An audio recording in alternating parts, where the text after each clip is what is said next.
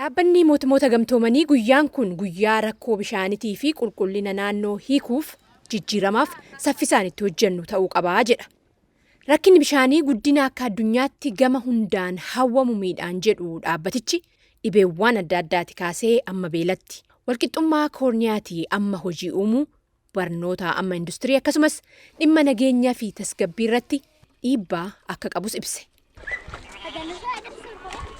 Karaa biraatiin galma misooma itti fufiinsaa qabu SDG jedhamu marsaa 6ffaa bara 2015 geggeeffame irratti waadaan galame namni hundi bara 2030tti bishaan gahaadhaa fi qulqullina naannoo akka argatu gochuu jedhu ture.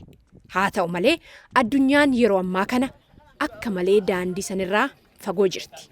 Namoonni biliyoonaan lakkaawwaman ijoolleen manneen barnoota jiran, manneen daldalaa, wiirtuuwwan eegumsa fayyaa, qonnaan bultoonni fi warshaaleen lakkoofsa hin qabne mirgi namoomaa bishaan argachuutii fi qulqullinni qaban ammallee guutamuu waan dadhabeef haalli keessa jiran hammaataadha jedha dhaabbanni mootummoota gamtoomanii.